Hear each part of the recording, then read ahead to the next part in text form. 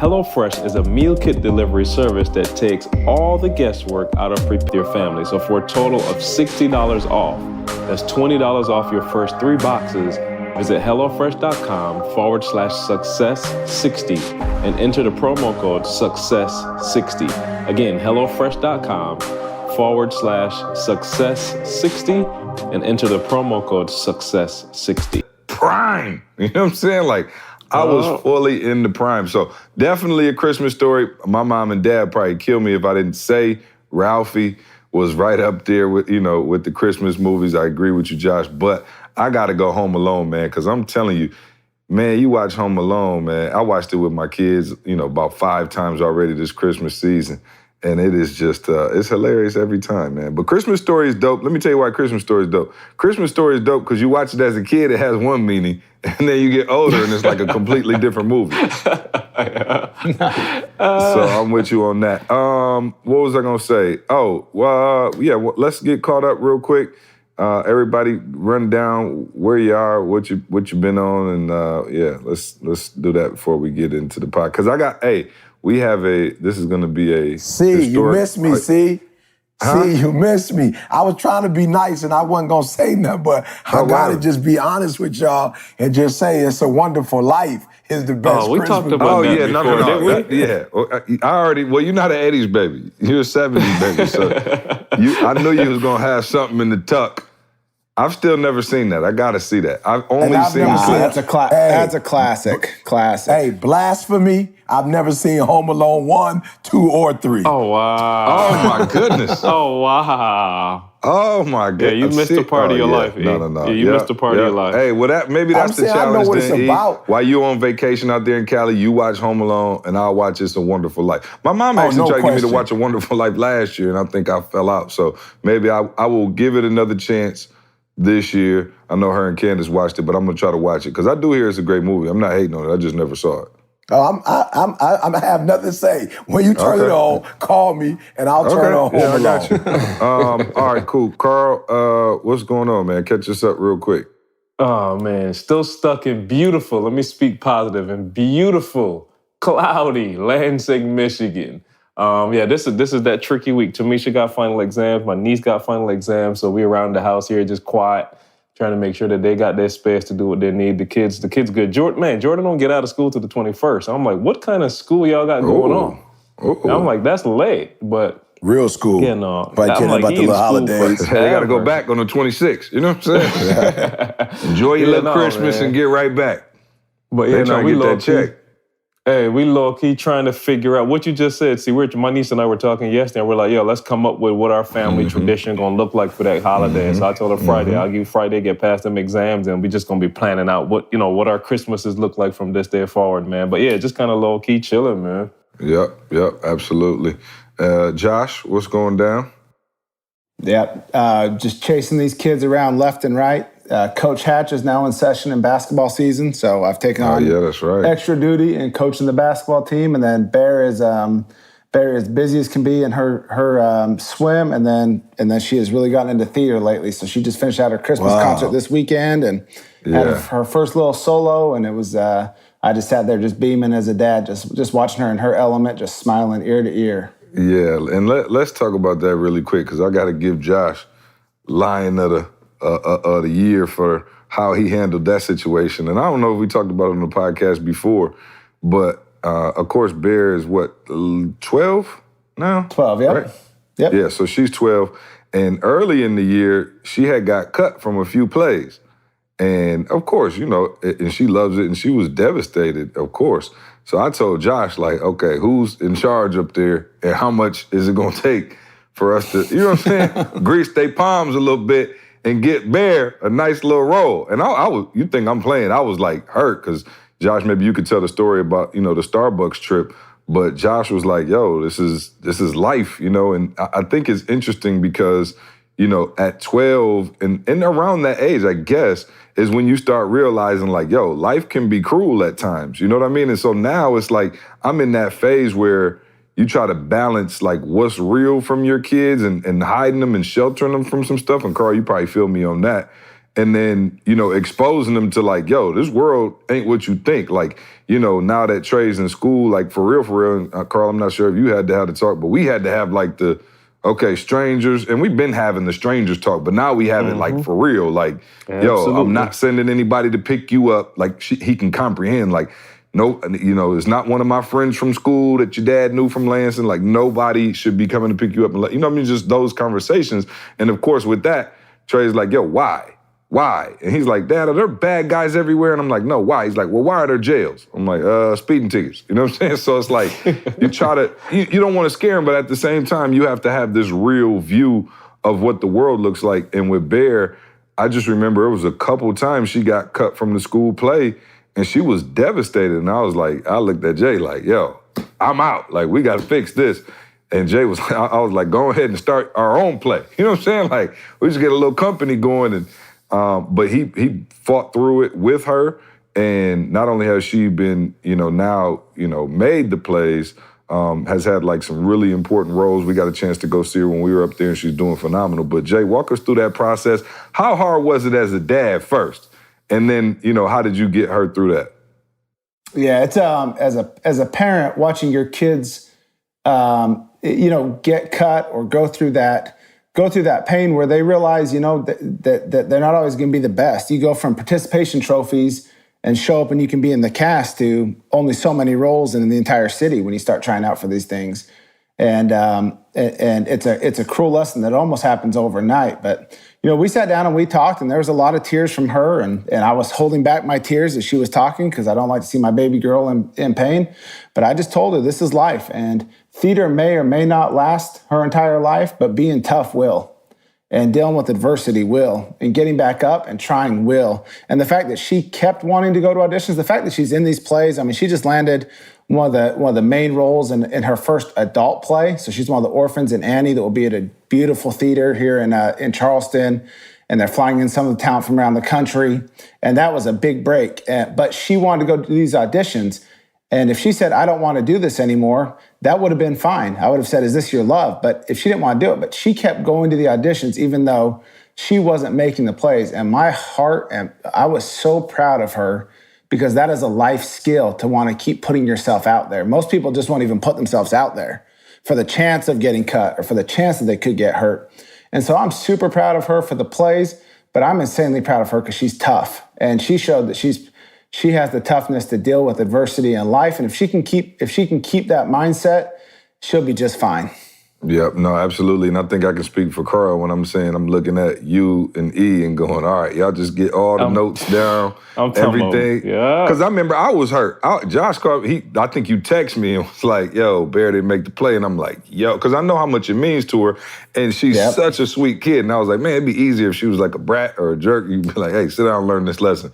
But she's so nice. E, do you remember when your kids started to experience like disappointment for real? Like maybe school, maybe a boy Jada liked and he didn't like her? I don't know. Just do you remember those moments when your kids started to figure out the world is not just, you know what I'm saying, candy and sugar cane? Yeah. Yeah, I remember Jada first disappointment, maybe not her first one, but I do remember she had a little boy in school that she, he kind of, I think, disappointed her in terms of like might have got yelled at her or something. And she was like, whoa, Jada's strong. So it wasn't no abusive nothing, but it was like, oh no, this is it. I'm cutting you, And of course with Jalen, it was when he had started playing football. And I'll never forget, bro. I don't even talk about this, but Boog he wanted to play offense, but they thought that he would be better, on defense. And he played, kind of like the linebacker, if you will. He was like in 8th grade, 9th grade. And I remember in the 8th grade, he played a game and the coach came to me afterwards and was like, yo, he has like, I don't know the term you use, see, but it was almost like he said like, he has flashes of greatness. You know what I'm saying? Mm-hmm. And it was weird, because, Jay loved football to life, wanted to go to the NFL. And I just like, wow, that's deep. I didn't know how good he was or not. And he ended up, man, just having that affirmation thing. He just wanted to play offense. Yeah. And like one of the last plays, they was up by so much, they let him do running back and freak accident, broke his femur. And you talk about like disappointment. It was almost for him like, yo, I'm not a bad person. I ain't do nothing wrong. Why am I going through this? And so that was, of course, his was way severe than his sister's. But, as Josh said, it's life. And I think it shaped Jalen to the point now where, he still will get disappointed, but that leg injury was one of those things where he has a bedrock, if you will. You know what I'm saying? That was definitely a bedrock experience in his life. Yeah, no doubt. And I remember that day. I think I might have been with you when we got the call, and I was up at the hospital. He had those screws to his legs, and yeah, man, just a crazy thing when he experienced that. Carl, how are you dealing with real world hitting your kids? Or has it hit him yet? Jordan's in school, so maybe it's starting, some things are starting to change a little bit. Yeah, he came home a couple of days and he's like, yo, is this kid that's mean? And I'm like, what you mean that, like, why he's mean? And he's like, yo, he just won't play, he won't do this. And you're right. See, it's hard trying to still kind of cuddle a little bit, you know what I mean? Like, I'm like, well, you got it, but I had to eventually break it. I'm like, yo, everybody has their preference. You know what I'm saying? Like, this kid may not want to play with you. That'll make him a bad kid. Maybe he's just interested in doing something else. He likes something else. Like, you got to figure out how to, find the things that interest you. And if somebody else doesn't want to do it, you got to get on with it. And it's the funny part, seeing y'all can all relate to this because y'all both got male and female kids, boy and girl. It's a whole different ball game dealing with the two kids. Jessie, I'm almost scared that she going to be the one hurting people's feelings. She gonna be the one that's crushing. Oh, no doubt. Bruh, I'm just like, she doesn't, even on physical pain, like Jordan's sick. Jordan is me, Jordan is you. See, he's sick. I'm talking about stop the earth, like bring my man everything he need. He ain't moving. Jessie's sick and we don't know. She broke her arm and we didn't know for a day and a half. Jordan broke his arm and he didn't move till we came and got him. So it's just like, they're so different, but no, like it's real. Like they are starting to fade. Well, Jessie not yet for real. She at home still. But Jordan is now having to deal with, different kids and different personalities. And I'll give kudos to the school. The teacher that he has, she makes a public example of everything. So, I mean, they seem to be on it. Like as soon as a kid do something, like he got a report yesterday or a couple of days ago, that, he got a warning. And I was like, yo, what's up? And the teacher wrote a little note saying a kid hit Jordan and he smacked him back. I was like, well, what's the problem?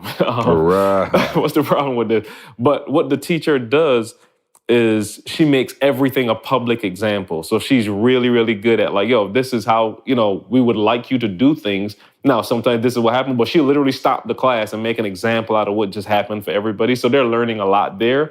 But yeah, no, it's just tough having a conversation. Like, you just got to be real. Like, this is stuff that's going to happen in life. And the faster you can get used to it, the better prepared you'll be. Yeah, no question. And, I think for me, when Trey was playing baseball, they ended up finishing in third place, but they had a chance to go to the championship. And one of the last outs, they hit the ball and Trey fielded it and he ran, tried to get my man and didn't get him, and the other team won. And he came to the dugout and was crying, and I was like, yo, he understands the significance of this moment. Like, the other side was cheering, our fans were kind of hurt, and I was like, man, my heart broke for him because he was just like, man, I couldn't get him out. And I'm like, yo, it's all right. But your kids, they start to experience loss, man, and you're like, wow, they're starting to become humans, you know what I mean? Because before that, the world revolves around Avery right now. She don't care about nothing. She not worried about nothing, and who knows? She may keep that mentality like Jessie forever. But it's just different. It's interesting and different when your kids start getting exposed. So now my kids are, Trey's like having a roommate. I told Josh last night, Trey. So Candace had made spaghetti the other night. So of course, spaghetti is definitely the 2-day rock. And so I picked Trey up from school. He was like, hey, Dad, what's for dinner? As he said every time he gets in the car. I'm like, spaghetti. He's like, oh, man, I don't want spaghetti. We just had that last night. And I was like, yo, you can eat it 2 nights in a row? He was like, no, I can't, because every time I had Chick-fil-A the day before, you say I can't have it 2 days in a row. I'm like, yo, go to bed. You know what I'm saying? I love it. Go to bed. I love it. I love it. But anyway, real quick, man, the butter argument last week got a little out of hand. There was stuff being thrown. There were people who were angry, upset. There were relationships being torn apart. So that's the real reason Josh is on this podcast today, because I needed the white balance, no pun intended. We need to balance this thing out. No Josh, arguments please tell us that week. it's okay to leave the butter on the counter. Yeah. It's fine. I should just go take a picture of where my butter is right now and send it to you. But it's on the counter. Hey, Josh, he just wants to fight the fight. I didn't debate with him. I just told him it's a white this ain't thing. for you. This ain't directed at you. This is directed at the Instagram comments. Everybody it's in the fridge. It's gonna get rancid on the table. I'm like, but man, you know what? you know what was funny? See, I talked to my wife about it because I was like, "Yo, I promise you, I ain't never heard nothing like that a day in my life." I told Didi, I said, "Have you ever heard of it before?" She said, "Yeah." Because I was just like, it's a cultural thing, right? And my wife was like, "Oh no. In the black community, if your grandma or auntie is baking a cake, they leave the butter out for the pound cake. They'll leave the butter on the counter." And that's true. But I think, and I needed to clarify something, because people was like, "Oh, the butter in the fridge." And I'm like, yo, we put the butter in the fridge, but there's always one in rotation on the counter. So we don't come home from like the grocery store and put every stick of butter on the counter. You put it in the fridge, and then when you're ready to rotate, it usually take a couple days, depending on how much toast or whatever you eating or you using it to cook or whatever. It usually take 1 or 2 days, or maybe probably 2-3 days to get rid of a stick of butter, and you replace it. So you don't just put every stick out. But for everybody who was scared of that, go ahead and thank me later. I'll send you my Cash App. I might have changed your life. I did get a couple people texting me saying I changed their life with the toast the next day. So you're welcome. What did you say, Carl? Austin, we got a new kid at the church. Austin was like, "Y'all listen to the podcast, and let me just let CJ know." He said, "Tell CJ, yeah, it's a persuasion." He's like, "Yeah, I am definitely from the persuasion, and we definitely left our butter out too." So no question. It's a culture. Here's where I struggle though. See, if that is the case, right? Why is it that a lot of these companies have cold butter? That's what I'm not getting. I'm like, why y'all doing that? Here's the thing. I do believe it lasts longer in the fridge. So you wouldn't want to just leave it out on the counter for like a month or anything. We're going to the Cheesecake So I think Factory, it goes in the fridge and then to the counter.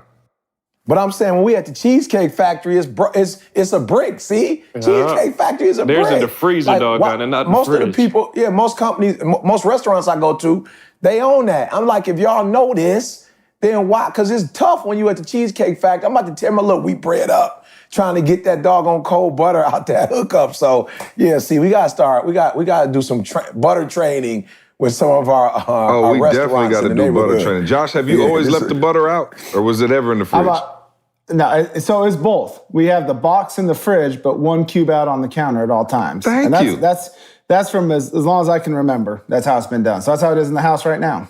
One's out for toast, throw in the pan, cooking eggs or something. Yeah, and then the rest that we use, man. Yeah, the rest that we use is pulled out of the fridge and throw it. Yeah, no, welcome to the good life, especially for as many sandwiches as you hit and eat. I just gave you 30 minutes extra on your day. I'm talking about, you gave me 20 years on my life. You know how much work I do putting on, how much work that is? Yeah, bro, thank you. Exactly. Real quick, I got a quick fair file, and then we can move into the topic of the day. But I got a fair file. Is it fair or foul? I went to drop Trey and Avery off at school today. Of course, it's the Christmas season. We're getting up on the Christmas season. Each of them got about 3 teachers. They have outside the door on the wall, they always put announcements and stuff like that.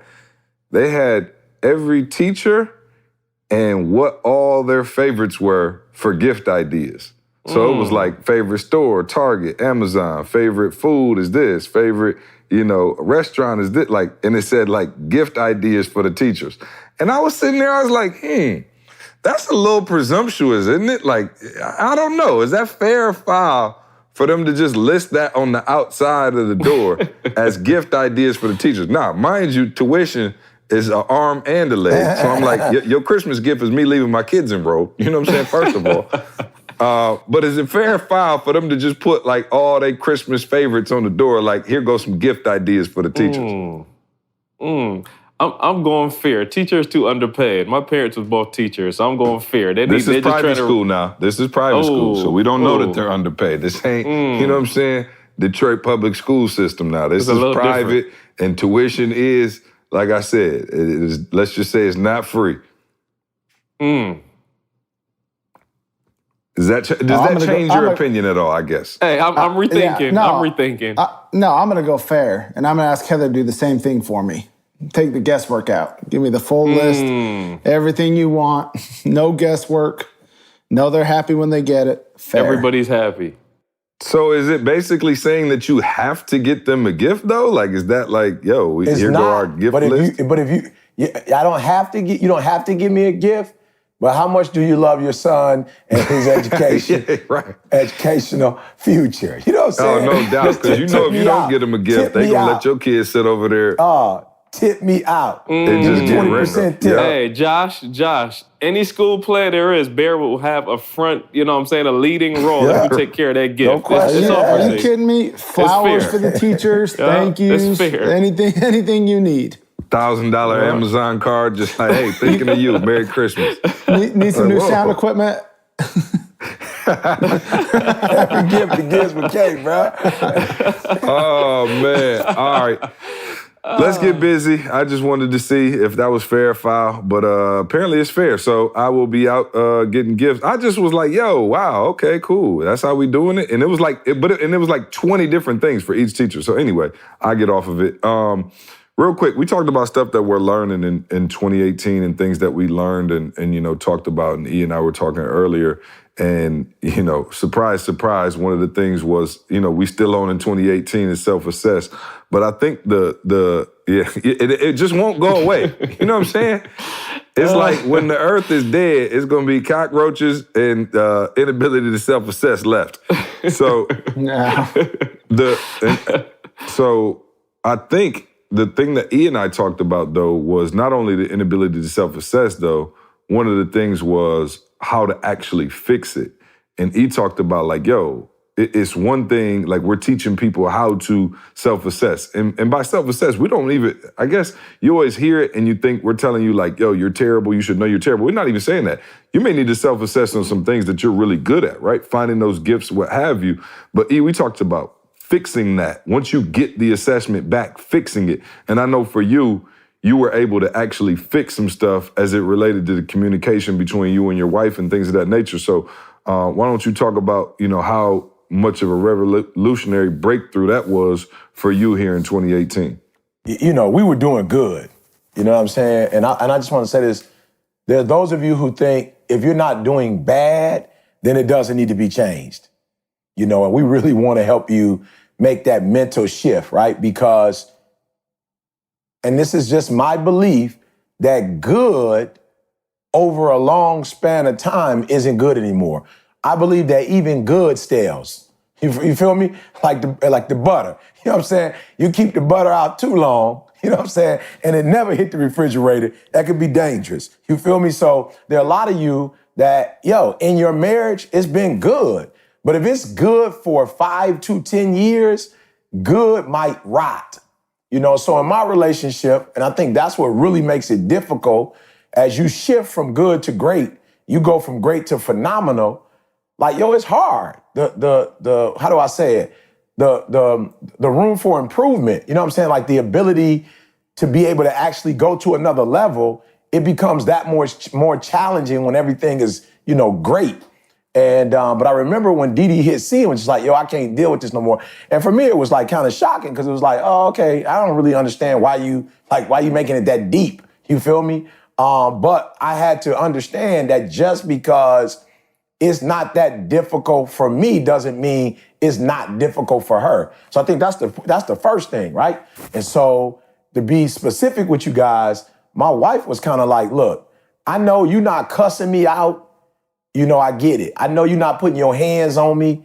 You know, I know you know, you're not screaming at me and, you know, like verbally abusing me, but like your tolerance for arguing and like the little bickering and whatever, like maybe where you come from, and there's no disrespect to you and your family, but maybe where you come from, like that's what they did. I'm like, E, what's more important? You and Dee Dee making memories and enjoying y'all marriage and y'all life, or you bickering about something just because you want to prove a point?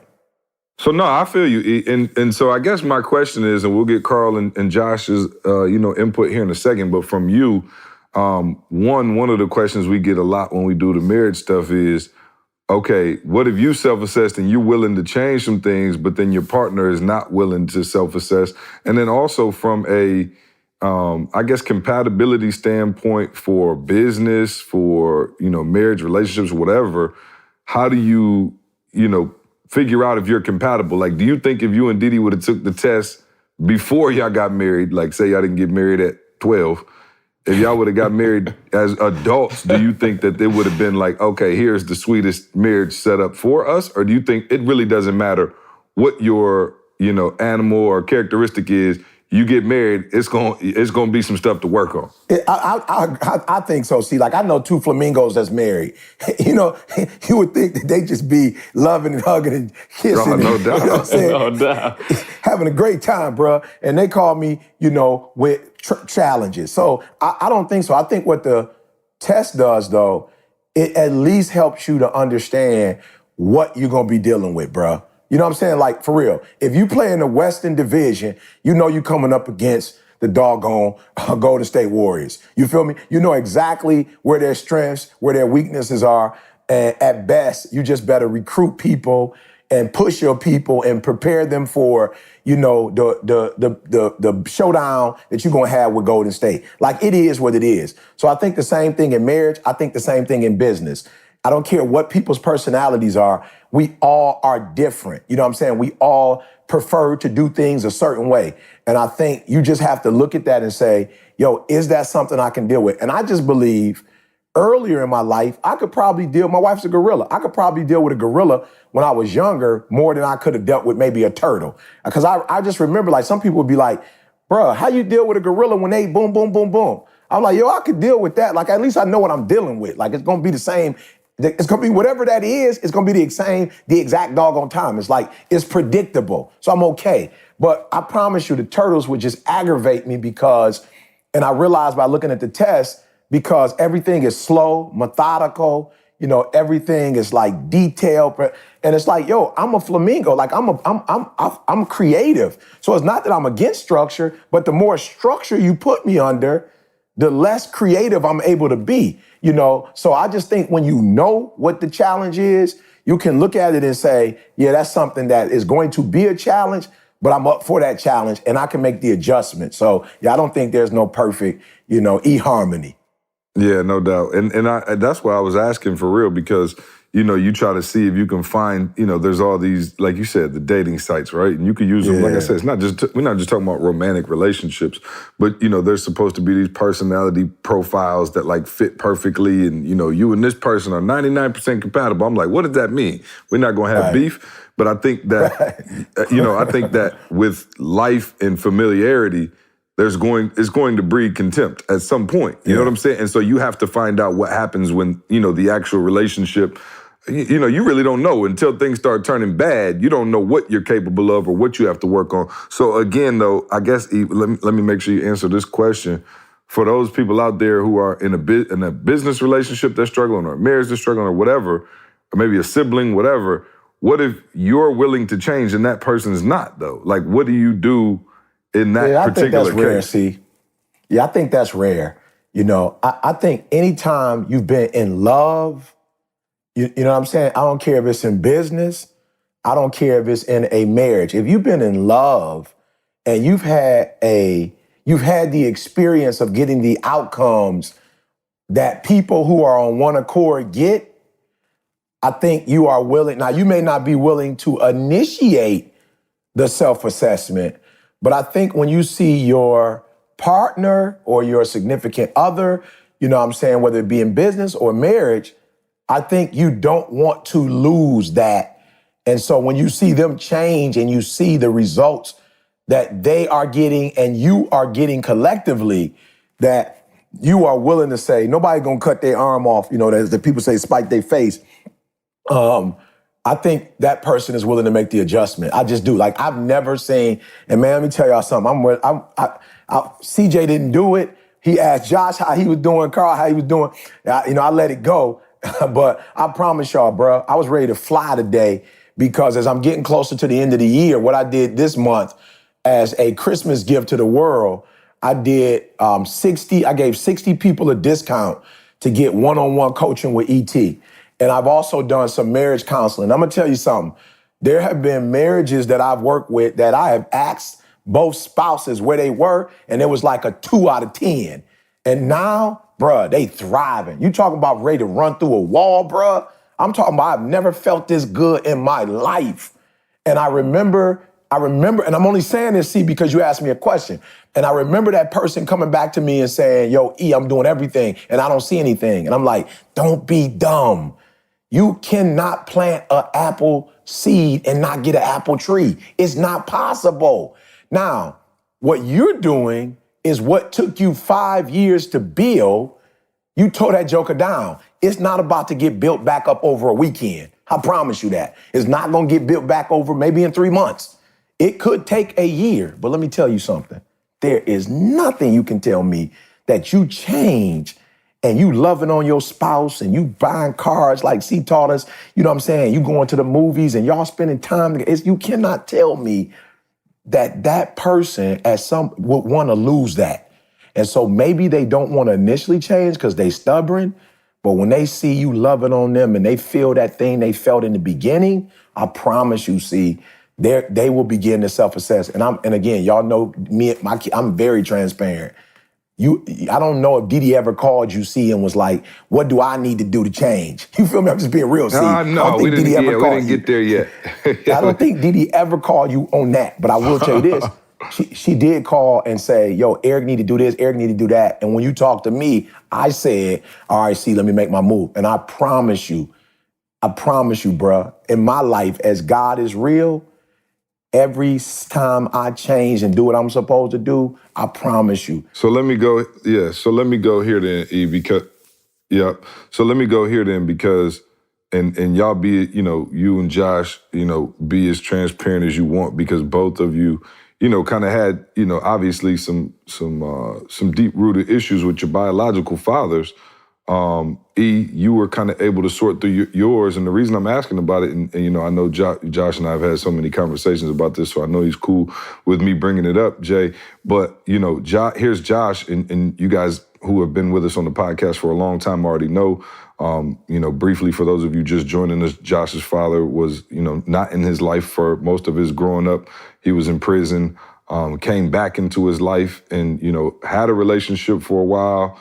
And then kind of went dark for some years now. And Josh, just recently, found out kind of where he was at and that whole thing. But Josh, you actually did change and you embraced him and you self-assessed and you kind of put the anger to the side and were willing to come back with this relationship. And it didn't quite have the rosy, outcome that you hoped, where he was, the best grandfather to, Bear and Huddy, and you and him were back, with a great relationship. It didn't work out like that, even though you were able to make that change. So talk about the acceptance of, wow, maybe it's not going to be what I thought it's going to be, even though I was willing to self-assess and make that change, because I think there was a lot of things, and I still don't know, you don't, even when I talk to you about your dad, obviously, it's tough, but you don't sound angry per se. So walk somebody through that, because I believe we can really hit a breakthrough, because there's people out there who have so much animosity, and that's, like I said, this time of year even especially can be so hard for them, because you have these relationships and these things you've been hardened on for so long, and it's time for that breakthrough, and you're like, man, what if the other person doesn't, and should I still, because I don't want to get re-hurt? So walk us through that process from your perspective, Josh. Yeah, it's been a really interesting really interesting process. I was actually just home for my grandma's funeral this week, and that's my dad's mom. And when my dad was in prison for those 7 years, my grandma passed away about 16 years ago, but my grandma and grandpa used to take us for the summers to give my mom a break. So my mom would drive about 2.5 hours. They'd meet halfway, and then we go down and live in this town about 5 hours away from Salt Lake in the summers. And having her pass away and dealing with that reflection of the entire situation, it caused some more reflection. So what I'll say is a few things. I had to come to grips that I'm my father's son, but I am not my father's choices. So that was probably the first thing for me. So there was a stage in my life I had to come and say, okay, I am my father's son. That is my father, but I am not his choices. And for a while there in my life, I didn't know if I was his choices as well. I didn't know if some of the bad decisions he made were going to be genetically put in me. And I know that sounds crazy to some people and probably not crazy at all to other people listening to this that have some parents that have struggled. And then the other side was I have my own family now. And I've always looked at it from the perspective of I will be everything that I wish I had as a father for my kids. So I know what I felt like I was missing. And so I will be that for my kids. And if I carry anger and animosity around my kids towards my father, that will cause it. But there was also one other really important thing when I was growing up, CJ, that allowed us to have a healthy view of my dad. And that's that I've never heard my mom say a bad word about him, even though they divorced when I was 3.5, 4 years old. But my mom she never said a bad word, and she didn't think highly of him. I want to make sure that's very clear. She didn't think highly of him. But she made sure that we could form our own opinion. And even though I talked to her this last weekend, she said, I was scared every time you went with your dad. Every weekend you went with your dad because of things he was going to expose you to. But it wasn't my job to keep you away from your father. And I thought it was interesting. And she knew we weren't in danger exposed, but value-wise, his values were different than hers. And so when we go on the weekend, she knew we were probably watching movies that she wouldn't let us watch. We were going to be around influences that she probably didn't want us to be around. And we were never in a compromising situation, but we always were able to keep a healthy view of my father because it was our view. It wasn't anyone else's view trying to plant. And he was in our life from, he got out of prison when I was 11, almost 12, and he was pretty active for the most part, and we had a great relationship. But looking back now, in those teenage years, he was like a buddy and not a father. We did a lot of fun stuff together. Very little disciplining, very little man-to-man talks, very little coaching about what life is like. But he was the fun dad because he was trying to make up for time. And because of that, I actually resented my mother because that's where the discipline came from. And then most people on this podcast know the story, but I had a business partner that stole a lot of money. And, I like to say I was financially in trouble, but I was emotionally bankrupt when that happened. But I called my father when I was stolen from him. I said, I need your help. And I've never really asked him for anything. I said, I need your help. What is my business partner thinking right now? Because you've stolen from people. What is going through his head? And we had one conversation, and then he disappeared. He disappeared out of my life again because it got too heavy for him to have to deal with his past. And he was able to see the pain that it caused, and he was gone. And I believe if I carry that anger towards him right now, the people that are going to suffer the most is not him. The people that are going to suffer the most are the people around me, the people that are important to me. And so I've made a decision that I don't carry anger. I have to deal with it in my own ways. There's moments of hurt. There's definitely memories or times I wish that Berkeley and Hudson had a grandfather in their life and that he was active and he was the man, absolutely. But my job and my loyalty is to Berkeley and Hudson and Heather now. And I am here, and I've done some things financially to help my father to make sure he has a roof over his head and other things. And people say, that's really nice. I always tell them, the money's the easy part. Writing a check's the easy part. Having to deal with him emotionally and try to repair relationships, the hard part. But just writing a check for rent actually is the easy part, to make sure he has a roof over his head. Getting down to the roots of it, that's the challenging part. And I don't think we're all the way there. We've come to now the point where he's in his early 60s, and he's already showing pretty severe signs of dementia. And I don't know if we'll ever get the answers of why things happen, but I don't know if we necessarily need them now. Yeah, if you want to jump in there, because I heard... I do.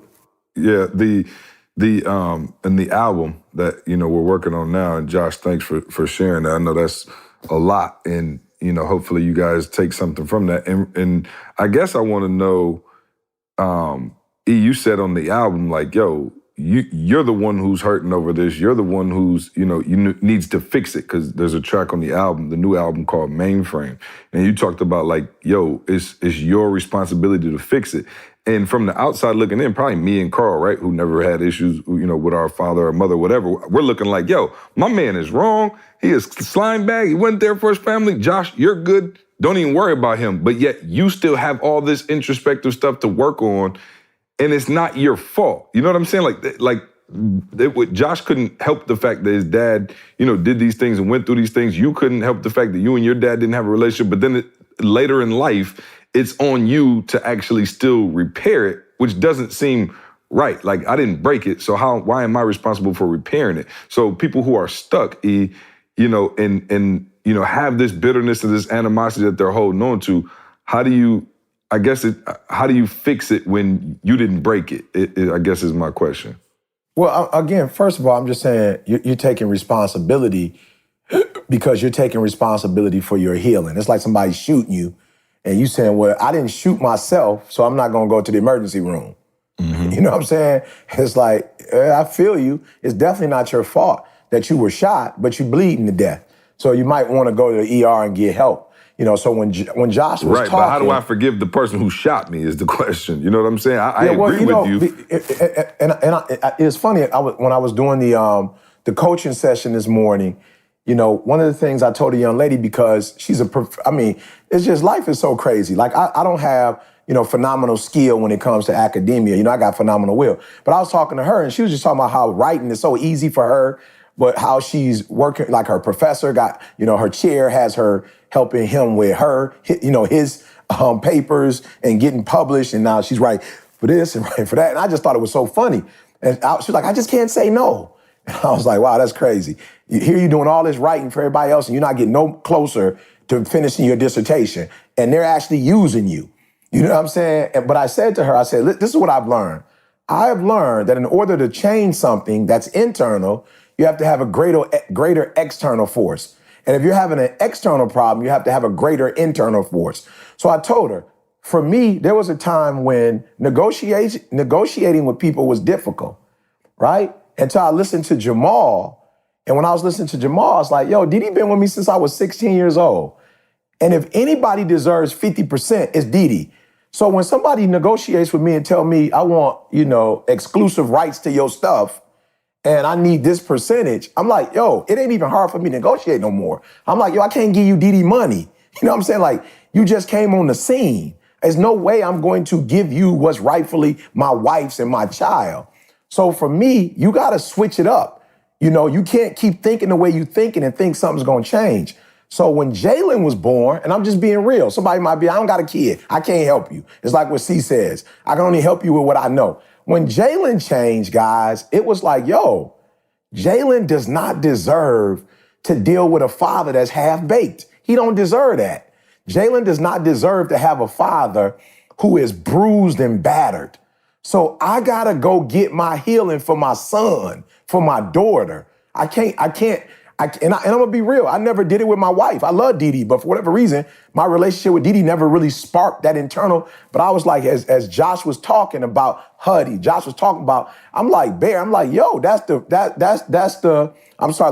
real, like, that's why I had to do it. So even if my father never had changed, I knew that it was worth it because I was going to change. And so what I needed to get out of the deal, I was going to get out of the deal whether he got something out of it or not. It didn't make me a difference if he changed or not. That's not what I was seeking. I wasn't seeking for a relationship. We didn't have one, doggone it. We didn't have a relationship. So I wasn't necessarily like in my 30s saying, I want to play catch with my father. And I wanted to be healed. I want Jalen to have the best version of his daddy that he could have. I wanted Jada to have the best version of her father because I wanted to break the cycle. And how do you break the cycle? By doing something different. So I didn't have my father, but I didn't want Jalen to have a father who was still broke in some areas. I didn't want that. I wanted Jalen to have 120% a great dad. And so that's why I pursued it. That's why I went after it. So anybody that's listening, yo, you got to do it because you got to look out for the others. And even in terms of our relationship, like I can't help CJ or Carl. You know what I'm saying? I couldn't, when we got together, the sicker I am, you know what I'm saying, the worse it's going to be for our relationship. So I had to be healed to the point where she was like, E, why you fighting? Like, we could fight and still whatever. You think, see, if you would have told me that and me and my old dude was still beefing, that I would have listened to what you said? Like, while the information you gave me was great, I wouldn't have listened to you if me and my old dude was beef. Who are you? Who are you to tell me that we can fight and then we could talk afterwards? I don't forgive. I don't deal with another man in a positive way because I don't deal with my father in a positive way. But when I dealt with my father, now here comes another man. And so it's easier for me to deal with you and listen to you because I've already been humbled in that process with my father. So yeah, bro, this is bigger than, whatever people think it is. This is about if you operating on 70% battery, you only gonna be able to produce so much. But if your battery is 100%, you're gonna be able to do more if your battery's at 100%. And I just wanna live, Josh, with 100% battery. And I don't wanna leave 20% of my juice with my father. Let me ask you this. What's the difference between being past it or being past it and fully healed? You know what I mean? Because I think there's some people who may be on that, spectrum of I'm not necessarily pissed about it. Like I don't wake up angry every day, but it's still there. Like how do you get it fully out of your system? And is it fully out of your system? Maybe it's not. Maybe it is still kind of there. Well, and that question can go for you and Josh. Yeah, Josh, you can start. It's out of mine. You can start, Josh. Yeah, I'll start. So I'm actually probably right in the middle of that phase, see, where I'm good with the situation of what has happened, and I don't carry any resentment.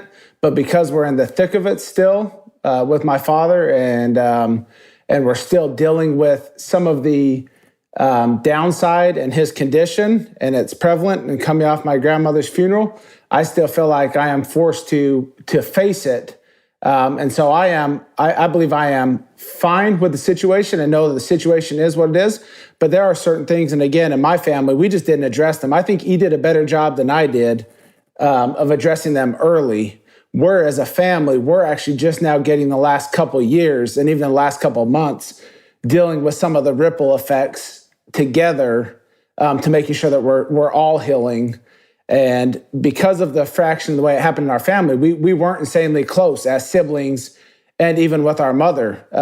We kind of went survival mode, and now we're bringing it back, and we're all working together to try to heal. But, it is, I believe the first thing you have to do is you have to see it for what it is, the situation, and not see it for worse than it is. So you've got to see the situation for what it is, but not make it worse, not romanticize the situation, and then you've just got to start to deal with it. So I'm still in the middle of dealing with it. So I think he did a better job earlier on in his life addressing it earlier than we did. And as a family unit, we weren't insanely close because of some of the fraction, because of the way the relationship set off. When my father left our family, not only did he leave our family, but there's a stepfather that came in for 4 years that was abusive as well. And so there was, and physically and mentally, both abusive.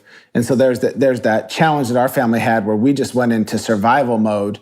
And as siblings, we kind of went our own separate ways. In the last couple of years, we've gotten together. And even in the last couple of months, because these wounds are still fresh and we're now trying to heal together. And I think it's helping us all heal, talking about, one, not only the struggles that we all went through our own eyes of these experiences, but two, also the triumphs that we've all had and how we got around it and are raising healthy and happy families. So I was saying that I believe E has dealt with this earlier and addressed it earlier. And also because my father's situation is still very fresh and still happening. See, I told you, as heavy as it sounds, with his dementia, as weird as it is, it almost makes us feel better that he may have just been a bad seed from the beginning and that brain just wasn't functioning properly.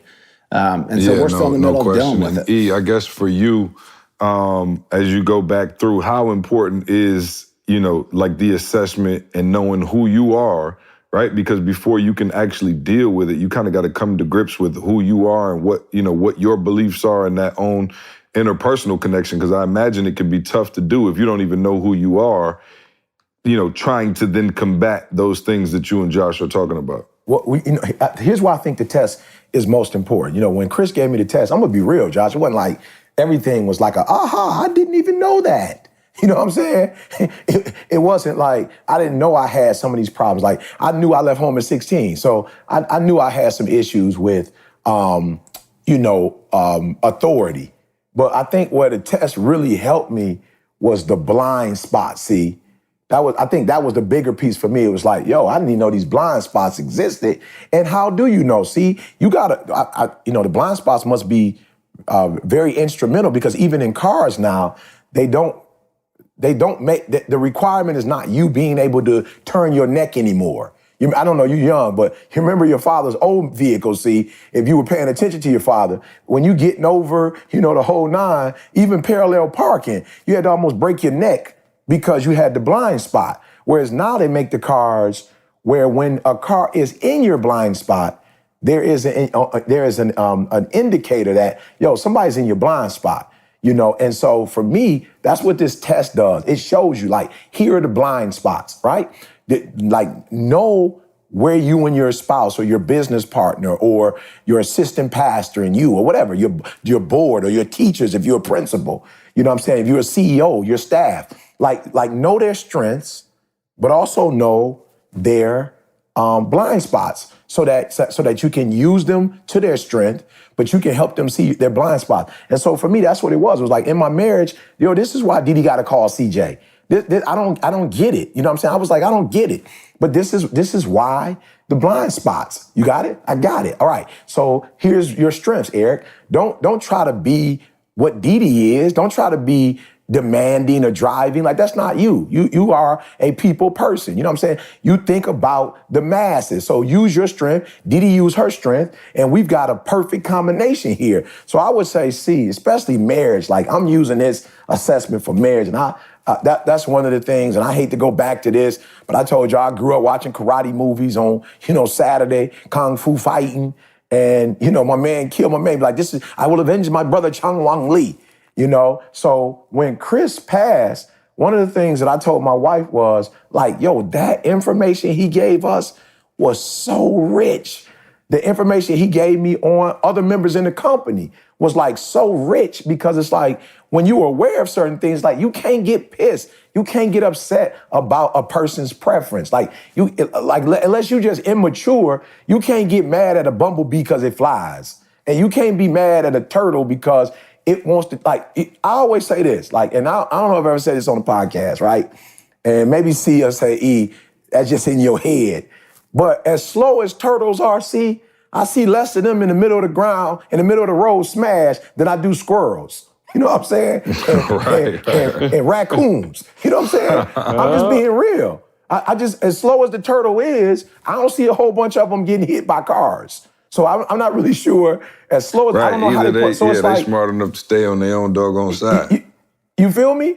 And you will see them sometimes crossing the street, but I promise you, when you see them, they almost over on the curve. You know what I'm saying? And it's like, yo, my man's stupid slow. How did he make it when the squirrel is sweet with the speed? That the squirrel ain't got no problems with the speed. But I'm seeing like half of them in the street. You know what I'm saying?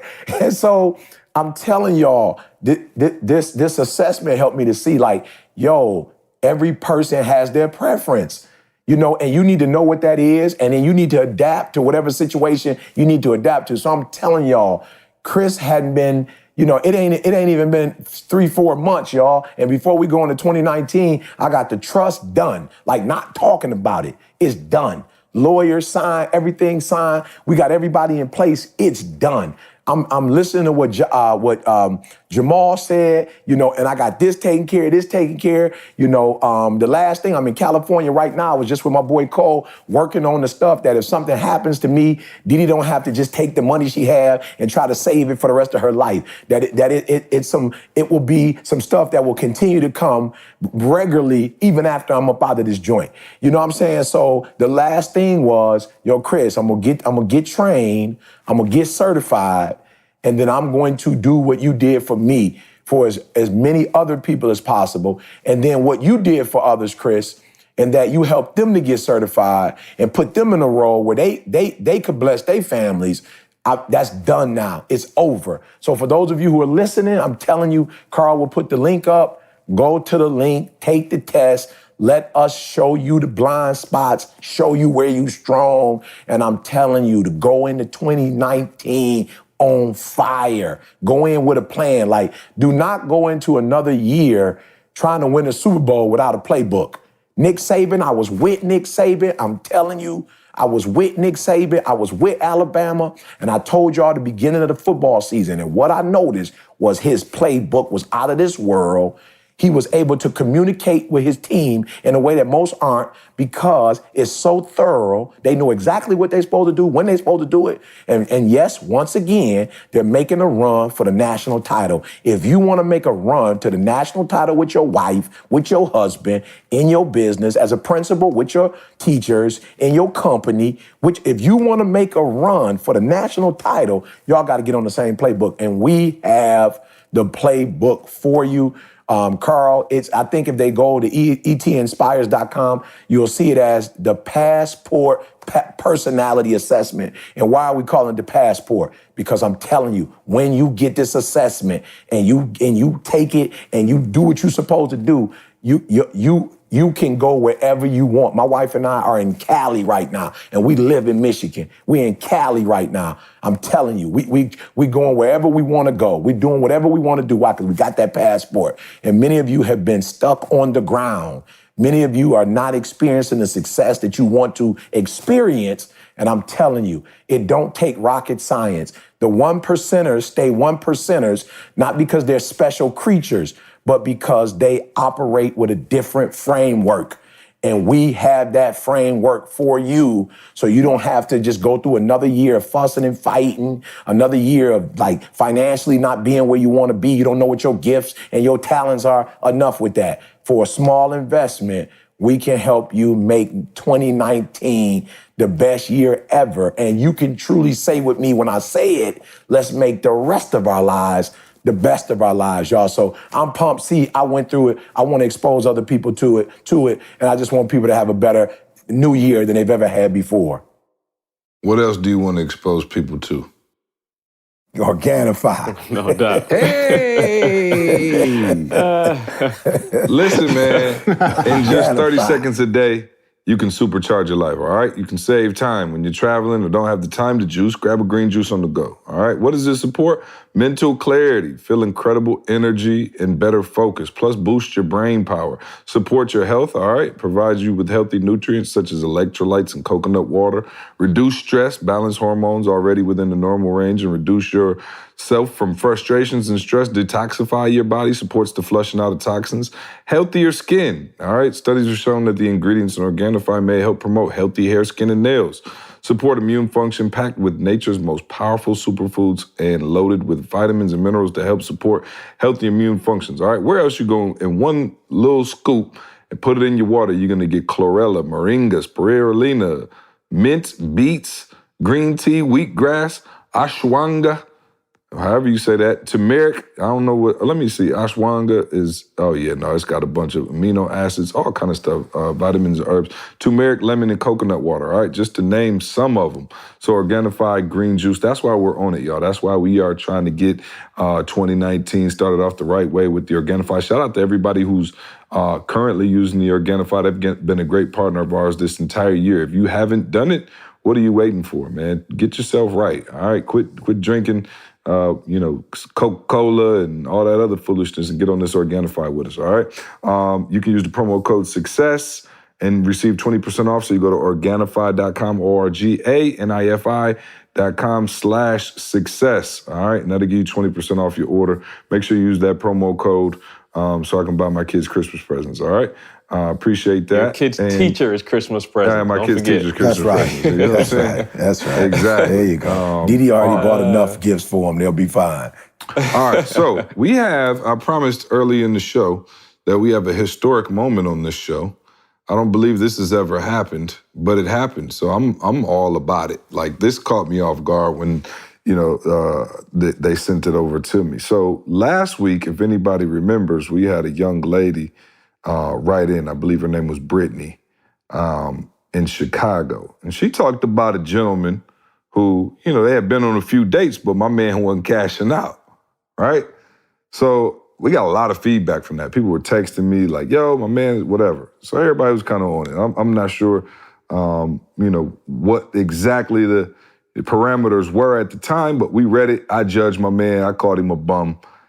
And so why did we get an email from the gentleman who was being spoken about. No way. Yes. We have, and there's more to the story. I love it. I almost flipped out, and I wanted to tell y'all about this early in the week, but I didn't want to ruin the surprise for you on the podcast. Way. So, Derek in Chicago says, so this may be a little crazy, but I'm the guy who was dating Brittany in Chicago who wrote into the podcast. We both listen to the podcast, and we have discussed the fact that we do, so I don't know why she thought she could send this email without thinking to change the name or the city she's from. Please let me explain myself. We met through a mutual friend, and while it seemed like a date at first to me, she made it clear that she wasn't looking for a serious relationship, being that she just came out of one. With that being said, I approached the relationship as one of a friendly nature as opposed to a romantic one. Because of this, I purposely didn't pick up the check or pay for her movie ticket because I didn't want to cross the line that she laid down. I was worried that if I start paying for stuff, she would think that I had other intentions of making a more romantic type situation. That is the real story. And CJ, my mama did raise me right.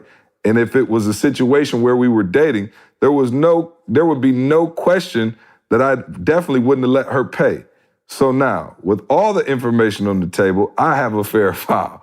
Is she fair or foul for one, trying to dog me out on a public podcast that we both listen to, and two, not giving the entire story? P.S. She's a great girl, and I would actually love to take our relationship to the next level. No doubt. Sincerely, Derek. Oh, man, that was hilarious when I got it. So, wow. Yeah, no, so apparently, I'm like, what Brittany, a podcast. What a podcast. I mean, we hit over 10 million listens, so it's not a stretch that they're both rocking to it. So that's funny, man. Super funny, Brittany and Derek. And when I got that email, I just died laughing because he actually made some pretty solid points. Brittany, you did not tell us that you told him you were just trying to keep it. Did you say Brittany's last name? I didn't say Brittany's last name, but apparently she knew that they had been on some dates and my man wasn't paying, and they went to dinner twice in the movies. I see enough information out there. Yeah, my man has some decent deductive reasoning. So yeah, no, that is a trip. But so let me ask y'all this. Now that you know Derek's version of the story, does it change your outlook on kind of where this thing is headed? No, he actually, said exactly what I said. Like, yo, why would you like with Jada? Why you paying for somebody? It wasn't a date. My man said it. They just was out chilling. Yeah, she tried to make it like it was a date. I told y'all, like, we got to get the facts first. My man, like, this ain't even no date. Why she want me to pay? And I ain't even getting a chance to take it to the next level. Careful what you say now, E. You know right. You only paying if it, you know what I'm saying? That sounded a little crazy. You know what I'm saying? Telling the truth, bro. He keeping only it 100. pay if you got ulterior motives. He keeping know it what I'm 100. Is that what we say? They keeping it 100. If we're not gonna be doing no snuggling by the fire, listening to Christmas music, you had to buy your own tickets. Carl, what do you think? Does this change your outlook on the situation? Hey, it does change it for me because, again, she laid some solid rules. Like, if this is not what it is, then for real, So I was gonna change. See, no, and here's what I'm saying. If you and I go out, see, you gonna pay, I'm gonna pay. You see what I'm saying? Like, it ain't never a time you and I split a bill. If we dealing with just a friendship, you see what I'm saying? Mm-hmm. So if that's the reality of it, and I'm just saying how I would operate, dude, I'm still paying. Like, it don't have to mean nothing. Yeah, so I'm sticking to that side. It don't have to mean nothing. You know what I'm saying? Like, dude, if that's the rule, that's the rule. But I'm still paying because that's the kind of person I am. I'm not gonna let you change, who I am. Well, I don't care what you think. You know what I'm saying? Eventually, you'll know that what my intentions are. Eventually, whichever way it go, you're gonna know. But yeah, I'm still paying because I think that's just who I am. Brother Joshua, give us your thoughts on, I don't know if you heard the podcast last week or if you're fully caught up with the situation, but. I did. Yeah, I did. And I was dying when you were just reading that letter. Yeah, I mean, I just, for me, I've actually never, I don't think I've ever been anywhere, whether it's a date or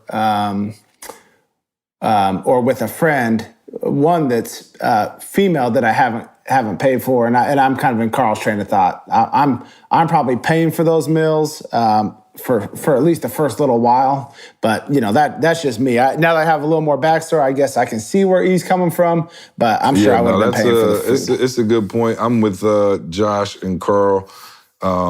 E don't like to pick up the tab when it's, you know what I'm saying? You feel me? He's so used to getting free stuff now. You feel the me? celebrity status got him tricked. So he's so used to getting so much free stuff You that feel me? you know what I'm saying? He hadn't picked up the bill in quite a while. But, you know what I'm saying? Hey, did you see my wallet? Get your hands out my pocket. He's famous for getting his wallet, y'all. That's his line. He's the only one who will be philanthropic with your pockets. You know what I'm saying? He's like, whoa. Hey, let me borrow some cash. Hey, let me borrow some cash. I didn't give it away. I'll give it back. Give these kids $100 and I'll take the credit. You know he never keeps it. I'll fake pay you back later. Yeah, he's the middle man. But I say, listen, Derek, Brittany, y'all sound like amazing people. So here's what I want to do, right? Because I'm a nice guy and I appreciate our listeners. I want to invite Derek and Brittany out to our next event. Now, here's the stipulation. Y'all got to sit by each other and you got to hang out and you got to let E do like a brief, 5-minute in-person pre-relationship counseling, all right? Because we want to get y'all on the right track. I want to personally see if we can facilitate the first Secret to Success podcast marriage. You know what I'm saying? Get it. Let's get it. And then he could officiate the wedding. That would be really dope for our ratings. You know what I'm saying? I feel like, you say I just went skip past their happiness. I'm feeling like your intentions are pure. Our listeners will come back. You know what I'm saying? Straight to ratings. For the wedding, because you guys are kind of part of this podcast now. So next week, I know y'all listening to this right now. Send an update. Let us know what's going on. And then next time, E, when are we in Chicago next? I don't know. But we'll be in Chicago soon. I'm sure we're always in Chicago. So next time we're in Chicago, or if y'all want to come out, and E will give you some pre-relationship counseling. How about that? All right, cool. So keep us up to date, Derek and Brittany, on that relationship. All right, now let's jump into Ask ET. All right, real quick, let me get our second sponsor. And this segment is brought to you by HelloFresh. With HelloFresh, each box is made up of fresh, responsibly obtained ingredients selected from high-rated, trusted farms. With the global eats options, it brings authentic international dishes and flavors to home cooks for exciting new meals. So listen to what I'm saying. Y'all don't have to cook the same potato, pasta, rice every single day. These are options, international, Mediterranean dishes, Indian cuisine. Listen, you're getting some amazing options. This week we had a couple of them, but the one that stood out to me was the sweet potato fajitas. I would have never thought. And again, I ain't the cook, I ain't Chef Boy or D or nothing like that. But the instructions are so simple. Man, we did it with homemade salsa. Simple, tomatoes, onion, cilantro, lime. Just add all that stuff, man. And I'm telling you, my kids slaughtered this. And my kids are pretty picky eaters, but they went through this thing serious, came back for seconds. With subscribing to HelloFresh, there are many benefits, so you can keep enjoying week after week. Get delicious, filling meals delivered right to your door every week for less than $10 per serving. You heard me, less than $10 per serving. If you go out to eat, you're definitely spending more than that. And it also includes free shipping. So manage your account easily by choosing your delivery dates to match your schedule, and just pause it if you're on vacation, if you're out of town. So for a total of $60 off, that's $20 off your first 3 boxes. Visit HelloFresh.com/success60 and use the promo code success60. Once again, visit HelloFresh.com/success60, and that's the number 60, and use the promo code success60. We have some questions here from Mr. Hatch that we always store up until he actually gets on the podcast. So let's start with Josh. Josh, Evans said, my startup is 1 year old and I'm starting to hire employees and scale. What should my focus be on now that it's time to scale? Yeah, first, congratulations on making it through your first year. Most companies don't. So congratulations on that. And I would focus, if you're starting to hire, focus on culture early and often. Culture is so important, especially as you add teammates to the company. And so it's a very hard thing to turn around down the road, but it's something you can get right from the start. So focus on the culture. Okay, beautiful. We have another one here. Hey, Josh, thanks for all the nuggets on the podcast. Any tips on negotiations? Yeah, make sure you're actually negotiating for something. What I mean by that is make sure you bring something to the table and have a little bit of leverage. So I see people try to go on a negotiation table because they think there's a percentage they can negotiate, but they don't actually have anything that they actually bring to the table. They're trying to negotiate off of ideas, off what the future can look like. Actually bring something of value to the table, and negotiations are pretty easy. All right. Ashley said, when considering outside investments, Josh, what do you look at? Or what do you look for? Sorry. Yeah. So really at this stage, I look for people that I like and people that I trust. And that's who I invest in. So it really comes down to, do I like and do I trust them? I'll tell you who I don't invest with is people that come to me and say, this is a guarantee, or this is an easy way to make money. There's no such way of that happening. So those are people I don't invest with. You mean to tell me the people with online who say I can make $100 million in 3 days are lying? Exactly. People that come and say, hey, a little bit of money, throw it on this piece of whatever, this part of this company, and this is a guarantee. Those are words for me to run. People that say, invest, we love each other, we're brothers, we're family, all that stuff, you'll get me to run. But if I like and trust you and you have a track record, then investing is pretty easy. All right, let's jump over to E. Frank in Connecticut said, E.T., what's your take on the NBA thus far? It seems like the league is getting soft compared to when your bad boys were in charge.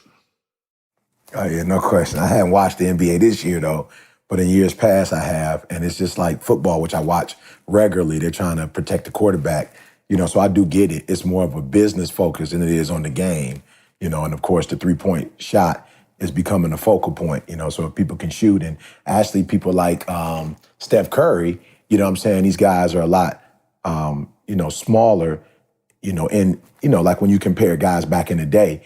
And so I don't even know if some of these guys in this particular, like the Trey, what's your guy name from Atlanta Hawks? Trey what is it? What's his last name?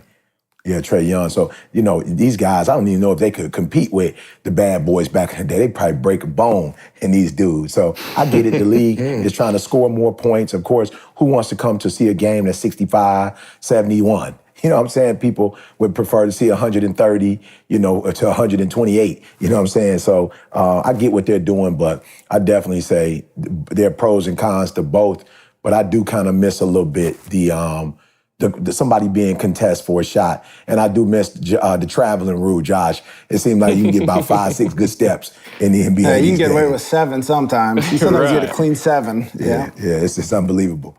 Hey, can I say this, though? I want them to implement a new rule that allows the players to punch fans.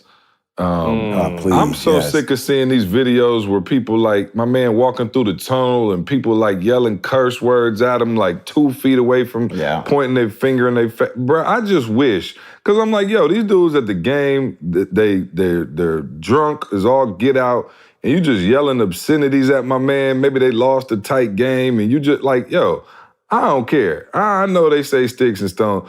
Bruh, if I just lost and I'm in the heat of the moment and you hurling obscenities at me from 2 feet away, you about 4'11", $110, you yelling at somebody 6'10", 265, and you would never do that in any other type of arena. I think they should just start letting them go up. Just one punch, you know what I'm saying? Just one like supersonic punch.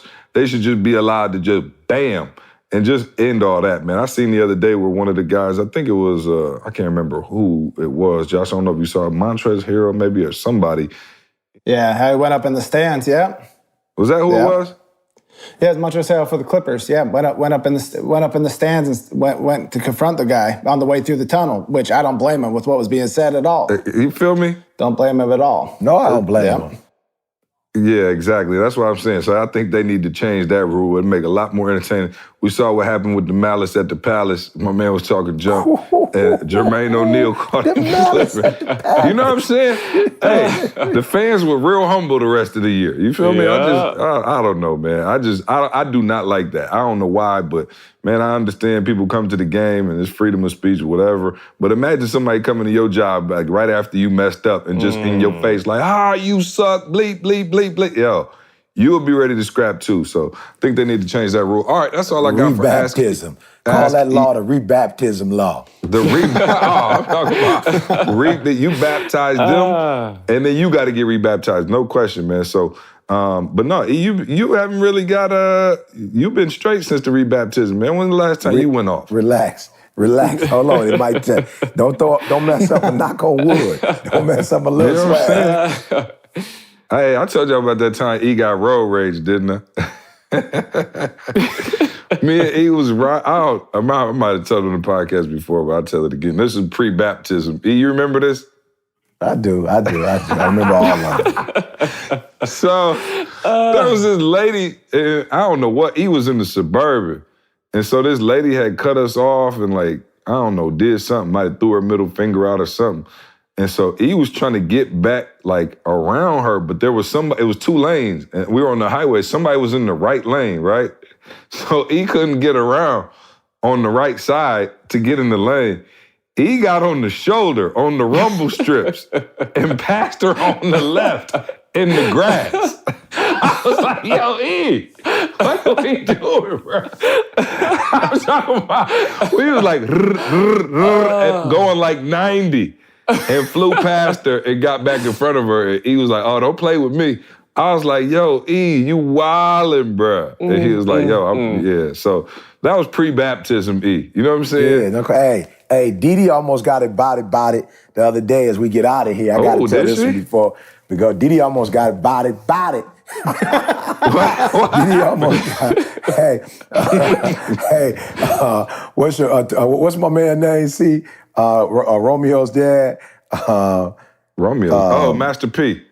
Master P, because you know I'm body.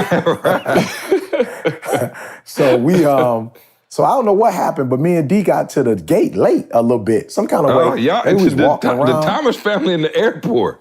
Lord have mercy. We was walking around or something. Yeah, we was walking around. And so then we finally got to our gate because it was a smaller spot. So we got to our gate and it's where I'm saying, where we coming from? Must be Detroit because we came. No, we was in the A. That's what it was. We was leaving the A because of the spiritual development. You know what I'm saying? So we was kind of walking around in the airport. And then when we got to the gate, it was like, you know how you don't know, if they let the you're not sure what zone they're boarding yet. Yeah, you're not really sure. So, but it looked like the babies was gone, and Premium Boy was his Premium Boy time. So we had got there a little late. So we realized that it was premium. You up front for sure. Oh, no doubt. You know what I'm saying? So what's crazy though about the new premium is they doing premium instead of first class because it's like 50 people that get on. No. You mean the difference between premium and Sky Priority because everybody got Sky Priority on the whole plane. But now everybody seem like they diamond and premium. Everybody, bro. I was like, they was like, you got the premium on your thing, come on up. And I'm like, all right, whatever. So me and Didi realized it was premium, right? So we go up and there was this, I don't even know what age she was, but she was probably like maybe 30s, maybe, white female. And so we got in line and she told us, get out of the line, that's premium. Whoa. And Didi was like, and I'm body. Wow. Didi was like, what? Didi looked like what? Like, how Didi just gave you the look, like, what did she say? And I was like, yo, boo, it ain't that deep. You in premium. You ain't gotta prove nothing. Like, you in premium. Anytime he got to calm you down at the airport, you in trouble. Right, with all his stories. And I was done laughing. And you know what? I said, though, one of the days I want to do not maybe a podcast, but just a lesson on it in terms of like, there are actually people in the world, who feel that, some things are off limit to you or don't think you deserve to do this or don't think you're smart enough or talented enough. Like, and for real, I think a lot of people get bothered by that. I heard a grown woman on the phone today talking about her dreams and how she just didn't have people in her family that supported her and whatever. And I was just like, we got to get off of this worrying about where people think we should be and shouldn't be. You know what I'm saying? Because I didn't trip. It's like, I'm in premium. And I was so geek because Atlanta, y'all get the lay down boys. We don't get the lay down boys in Detroit. You feel me? So y'all get the lay down boys. So I'm like, Didi, I bought this one specifically because it's a lay down, right. and you gonna be straight on the way to Cali. This ain't gonna bother you. So I just like I said, D was like, what in the devil? She said something to me when we got on. I was like, D, it ain't that deep. You know what I'm saying? Like, it's really not. You know what I'm saying? Like, where she think you should be or where not, it doesn't really make a difference. This is where you belong. This is where you are. So yeah, but D was, I thought I was going to have to, I thought I was going to sound. You know what though? That's when I get on in the first class and wait for little mama to walk by. You know what I'm saying? Yeah, right. So I can say something petty. You know what I'm saying? You can't sit here. You know what I'm saying? Hit her with the Forrest Gump. You know what I'm saying? Wow, unbelievable. Wow. That's just me though. I'm the only petty one on this whole podcast. You know what I'm saying? Everybody else is just the upstanding citizen. All right. So I wouldn't say that, just not petty. Did he tripped her on her way back to coach? Well, here's the cool thing. You know, of course, when it's the lay down seat, you go to the left and they go to the right. So so you didn't even have to be affiliated with the peasants. You didn't even got to look at them. They put the curtain up quick. See, just I'm talking about entertain me, because when you said petty, I remember that Mr. Hatch got a story about when somebody was messing with Bear. We got to put it out.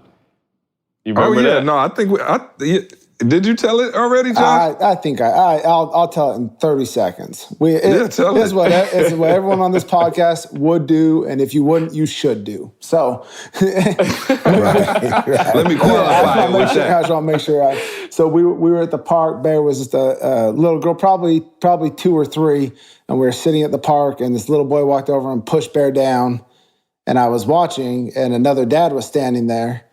And it was the kid's dad, and so he's watching, and Bear got back up. A few minutes later, kid pushes Bear back down, and I watched it again, and I thought, okay, that's it. So kid walks over, pushes Bear down. I walk over and did the same thing to the dad. So you just let the dad know this is what it feels like. Now parent your kid. So you pushed the kid's dad off the bench? Yeah, just pushed him and said parent your kid. Like you put your kid to... Wait, but how did you do it? Did you walk up to him and just 2-hand shove him, or did you sit down and just booty He saw me walking up? I mean, there's no surprise. He saw me walking right towards him. No, I full on pushed and said, if your son touches my daughter again, it's on. So... And for those of y'all who don't know and new to the podcast, Josh is 6'8" and huge. So, yeah, my man probably... peed on himself real quick. But yeah, so yeah, that's petty. Yeah. But I feel it for sure.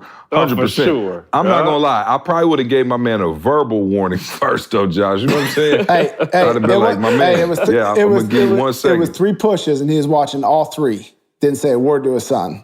3 is tough. Enough warning. He had a warning. Maybe to his defense, Josh, maybe he just wanted to see how like the world worked itself out. You know what I'm saying? Like, he was just like, yo, let me see if... In my defense, I bet his kids never pushed another kid again. So I'm just saying, we set a new trend that day. You feel me?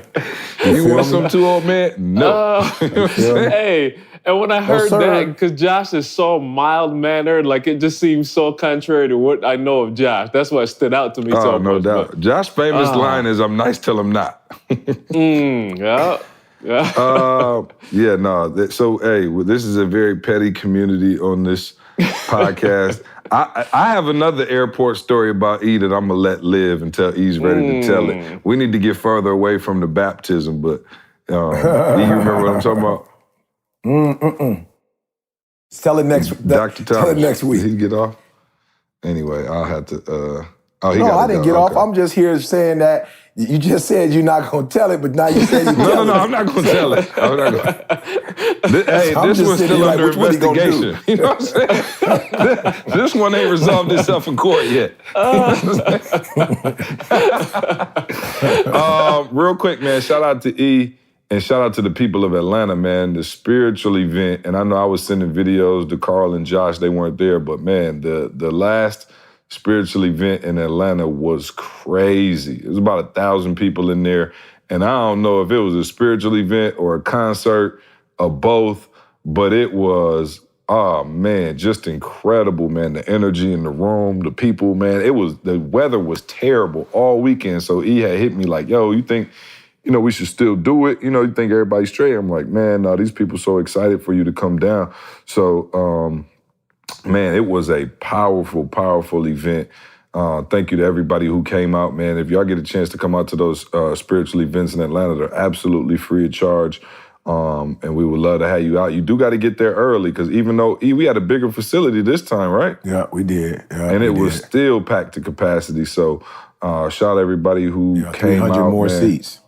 Yeah, yep. So next time, hey, we might have to do it in Mercedes-Benz here shortly. We hit the Benz and do it. Let's go. But yeah, no, it was a great event. Other than that, Carl, what else we got?